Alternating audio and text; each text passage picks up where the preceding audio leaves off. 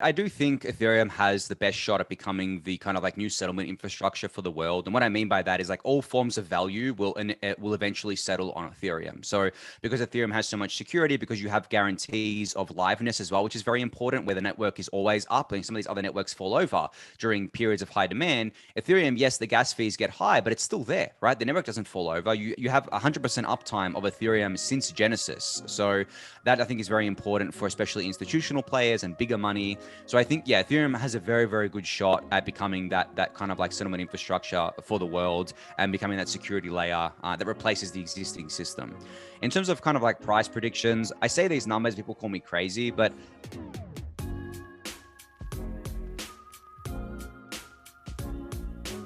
Hey, welcome back everybody to Altcoin Daily.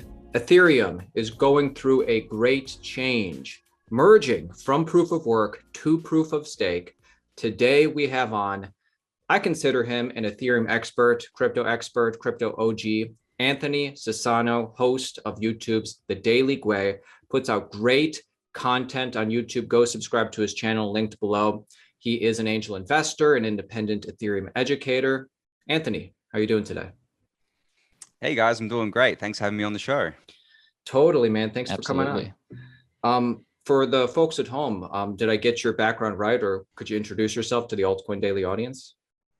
Yeah, you covered most of it. I mean, as you said, I'm an independent Ethereum educator, angel investor, and I advise a bunch of different projects as well. So basically just working for myself, trying to educate the world about Ethereum. I've been in the ecosystem since 2017. So just trying to give back as much as I can. Awesome. All right, let's just jump right to it. My first question, the Ethereum merge to proof of stake is months away. What is going to happen as and when Ethereum merges? Yeah. So I think there's a lot of misconceptions around what the merge is. A lot of people have these bad narratives in their minds about what's actually going to happen. Some people believe it's going to reduce gas fees. Some people believe that it's going to unlock all the staked ETH all at once. Those things aren't going to happen. The simplest way to explain the merge is basically we're literally going from proof of work to proof of stake. That is the change at the end of the day. Like nothing really will be felt by the end users at the time of the merge. The blocks will still be happening. I mean, the blocks come in slightly faster. Right now, they're 13-second blocks. Post merge, there will be 12 seconds, but I doubt the users are gonna feel that at all, really. From an end user perspective, nothing really happens for them. But if you dig deeper and you dive deeper, a lot happens. Right in the background. The merge is the culmination of years and years worth of research and development from the Ethereum ecosystem. Proof of stake has been coming since basically day one. Vitalik spoke about it when he first published the white paper, and it's gone through a lot of iterations. It's gone through a lot of different designs, and we finally landed on one when we launched the Beacon chain on December 1st of 2020, and that has been the proof of stake network that has lived alongside the proof of work network that we all know and love today. Once the merge happens, we basically will just rip out proof of work essentially and replace it with this proof of stake Beacon chain that has been running since December 1st, 2020, and that has about over 10 million ETH staked now, over 300,000 validators, which is really, really cool. It's been going up lately a lot, actually. I think a lot of people are getting a bit of FOMO around it. But yeah, from an end user perspective, you wouldn't notice any differences, but it does lay the groundwork, the critical groundwork for those upgrades to come later, such as sharding that people have heard about for a long time. That will, kind of like help the layer twos out, which we will talk about later, of course. But yeah, I feel like there's a lot of misconceptions around the merge, especially around are people saying it's going to lower the gas fees, and that's not actually going to happen. We have the layer 2 protocols that are helping Ethereum scale there.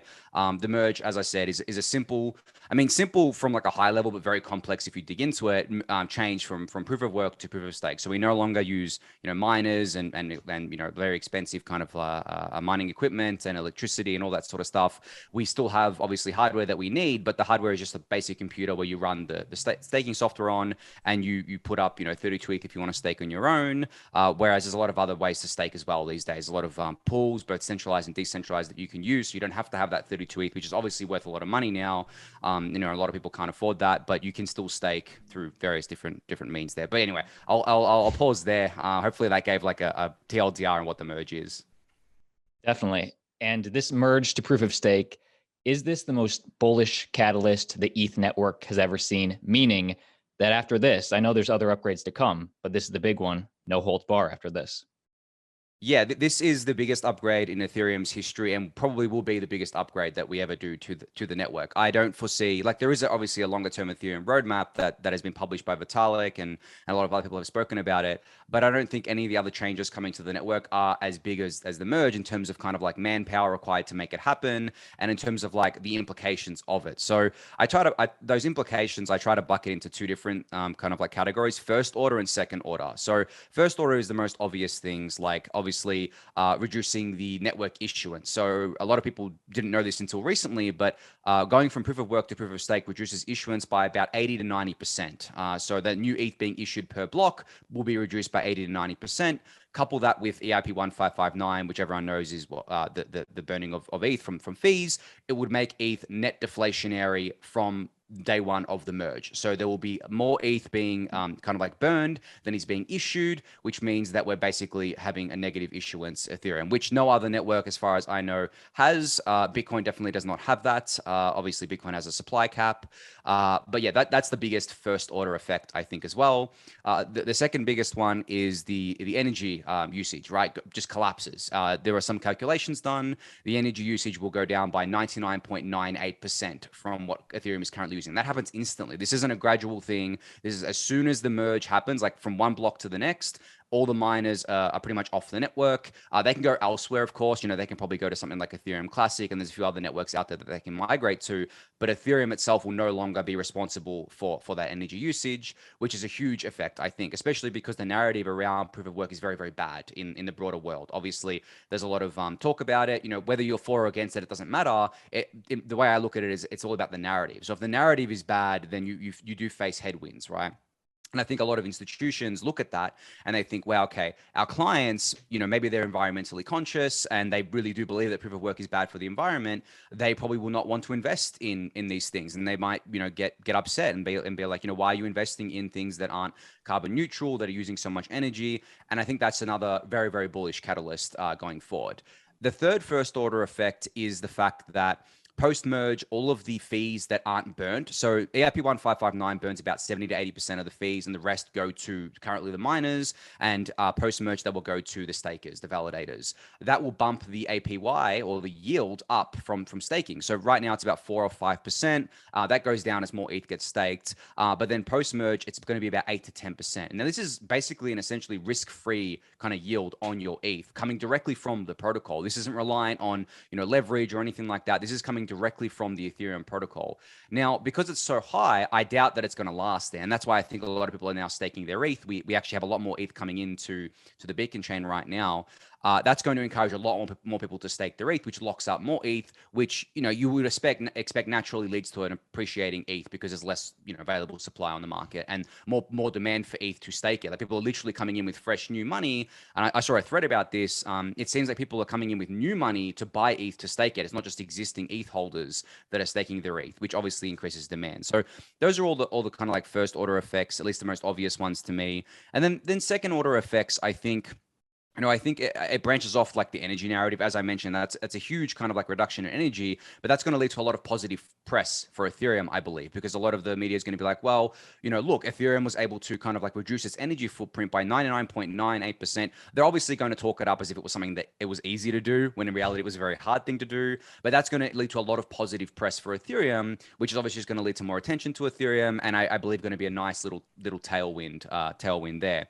The second thing that branches off of more people staking is that the network is going to become much more secure with proof of stake, because of the fact that we have all of this kind of like money. At the moment, it's $40 billion or something worth of ETH kind of like sitting behind the network, saying and also as part of the network with the Beacon chain, there's a concept of finalization. So every 12 minutes, as the supermajority or 66% of that staked ETH basically says, you can't revert history from this point on, which is what we call economic finality. And obviously, as more ETH gets staked, the more ETH is staked behind that, and it becomes much, much harder to attack the network and to basically do anything funky on it. So that's a really, really nice effect from there. And then there's a bunch of other things as well that kind of like branch off of that. I think that It's just these implications are just not known by a lot of people because you only see the surface level stuff. And as I said, there are a lot of bad narratives around it. But I think that I've noticed over the last couple of months that the winds have changed. And a lot of people are taking notice of this stuff now. And they're like, oh, okay, the merge actually is going to be extremely bullish for ETH. Yes, the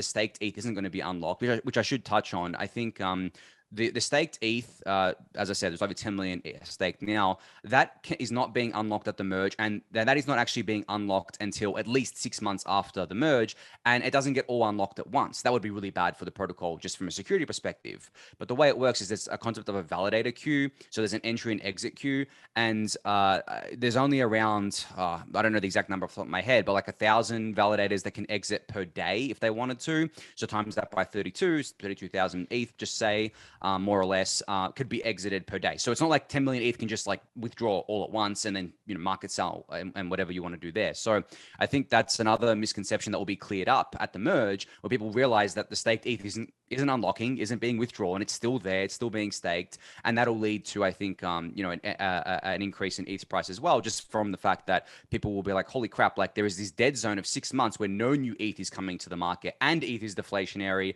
It's just, it's a lot of crazy stuff coming together, which I think makes a really bullish case for Ethereum and ETH going forward. I love how you talked about like the whole spectrum of bullish narratives there, from the tokenomics to the narrative. Speaking on the tokenomics, a lot of people refer to this as what Ethereum's going through as the triple halvening, because one of the most bullish catalysts for Bitcoin is the halvening. Supply flow gets cut in half.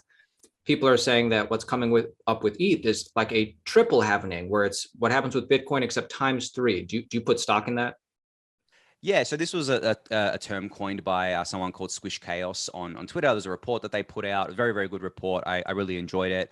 And that kind of like was funny because it kind of like brought together all the work that a lot of us had done over the years, talking about this. Like I wrote a blog post in January of 2019 talking about this, and no one was paying attention back then, right? But now everyone's suddenly paying attention, but there is a lot of stock in this. So as I said, the reason why I say 80 to 90% issuance reduction is because of the fact that the more ETH that is staked, the kind of like more issuance needs to happen. So the way it works in proof of stake Ethereum is that the issuance is set by the amount of ETH that is staked. So the more ETH that gets staked, the more issuance needs to be paid out to pay that, and it's kind of like a function that goes like this over time. So it's not like just a line up. It kind of like goes up and then levels out kind of over time. You can find this on the various resources online. So if we, before the merge happens, if we kind of like double the stake from here, the issuance will be a lot more. So the issuance reduction will be less. But it's kind of like a balancing act where we've staked a lot more ETH. Like imagine if we stake another 10 million ETH before the merge.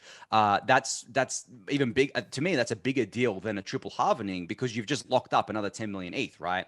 So I do put a lot of stock in the triple halvening event. I think from a narrative perspective, it's brilliant because everyone knows about the Bitcoin halvenings. And then you kind of like put forward this narrative of, hey, there's a triple halvening coming, even if it's not 100% accurate anymore, because it was accurate at the time of publishing, but because more ETH has been staked, it's come down a little bit. It's still an absolutely massive issuance reduction, right? Even if it was for some reason 50%, which for it to only be 50%, we'd have to stake a lot more ETH from here. That would still be absolutely huge, right? And on top of that, we have the deflationary ETH still because of the fact that EIP 1559 is burning the fees. Even at the lower Gwei prices that we've seen recently, like 10 to 20 Gwei, ETH was still net deflationary. That's how insanely bullish it is going into the merge, of like how the issuance reduction comes into play and kind of like gets us to a point where we don't even need ultra high fees to be deflationary. We just need like normal network demand, I think, which is really, really cool. But yeah, so I put a lot of stock in the triple halvening thesis for sure. And give us the other half of the ETH coin, meaning we talked about the bullish narrative. What concerns are there, or what some of the narratives that critics may have right, or just the bearish case? Yeah, so it's funny because I've been asking for a bearish case for a while from people myself, because I always like to check my own biases and kind of like challenge my own assumptions. There's not really much out there that I can think of. I think if you were to take like a very bearish view on Ethereum, if you came at it from kind of like I don't know, maybe you're a fan of another chain out there, maybe you're a Solana bull or an Avalanche bull or whatever you want to be, you could argue that Ethereum is moving too slowly and it's going to lose market share over time, which will lead to maybe less activity on the network, less ETH being burned, less kind of like deflationary pressure. That's really the most bearish case I can think of, is that Ethereum, yeah, does move too slowly, doesn't get its shit together with scaling and things like that, and it leads to kind of like bleeding into other networks. But we've already seen some of that happen over the last year, where I think, the high Ethereum fees make people kind of like seek refuge in other chains. We've seen a lot of these other chains kind of like uptick in activity. But I don't think that's affected Ethereum in a bearish sense. I think the ETH price is still very, very strong. Yes, we're not at all-time high, but I mean, it's been relatively very, very strong.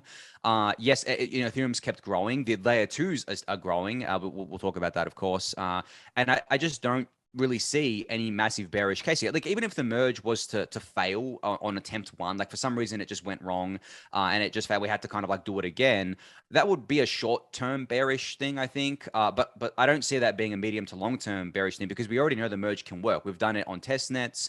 It's just a bit of implementation details now at the clients to iron out some of the bugs. So yeah, I mean, I've been asking the same question to people, like, please challenge my assumptions, give me a bearish case for Ethereum. And really the only thing people come up with is either other networks eat into Ethereum's lunch, which is going to happen anyway, I think, just because of the fact that people want to be early to things. There's incentives on the other chains to earn money and things like that. I think that regardless of if Ethereum had high fees or not, I think people would still use these other chains to just to make money. Like that to me is obvious.